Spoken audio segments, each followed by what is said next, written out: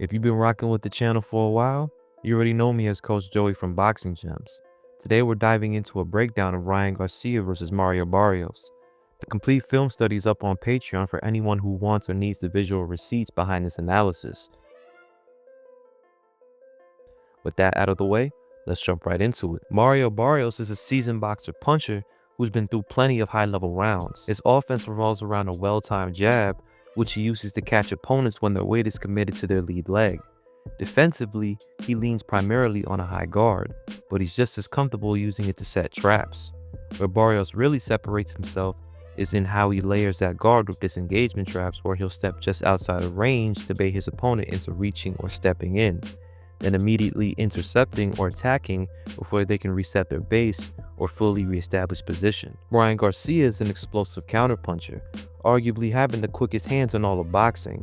He's particularly known for his lightning fast left hook that he's had great success with in producing devastating knockouts. If his opponent primarily uses a high guard to defend and block punches, Ryan uses jab probes and pins to briefly disrupt his opponent's field of vision so he can throw blistering combinations around the high guard's natural openings. Like Barrios, Ryan can also employ high guard traps where his lightning fast left hand catches opponents in between exchanges. Barrios is at his best when he's establishing rhythm behind the jab, but there are moments where he gets a little too comfortable with it.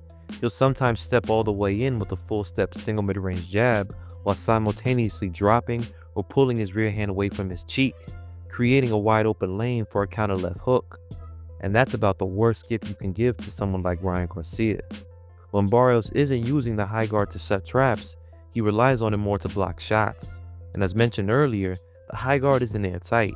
Against quick hands and a fighter who understands punch placement and control, those openings can be systematically exposed and worn down. Ryan's defense is largely built around a long guard, and even then, he really only commits with his lead hand to control punch lanes.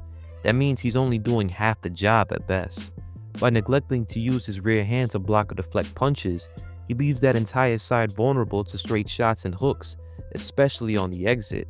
And when he does exit, he tends to pull straight out, staying right in the firing lane instead of fully terminating the exchange. Once he's backed up to the ropes, the flaws get magnified. He continues leaning on the long guard, but without room to manage distance, it loses its purpose entirely. With no space to operate, opponents can punch under, around, or split it down the middle.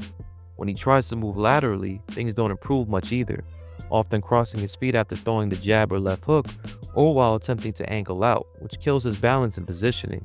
Closing distance is just as messy. At times, Ryan will walk directly into range or gather his feet, breaking his base. But the biggest red flag? His attempt at what we're supposed to call the Philly shell, and I'm being extremely charitable there. Over-rotating the shoulder while leaning back, ducking over the rear leg, making it damn near impossible to move his feet effectively. Mobility, non-existent. Balance, forget about it.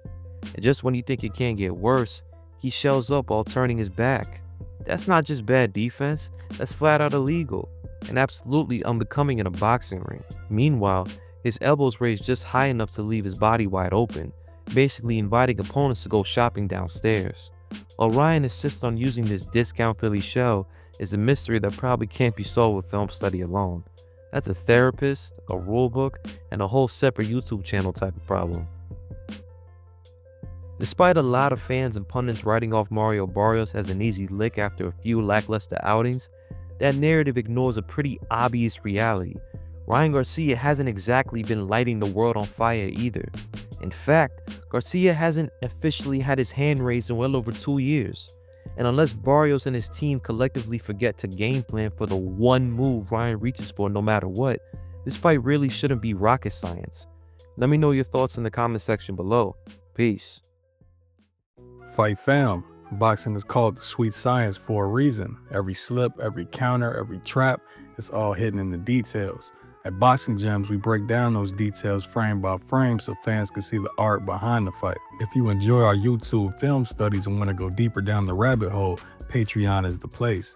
It helps us keep producing high quality breakdowns without worrying about algorithms, and it gives you exclusive access to the content that can't make it on the YouTube.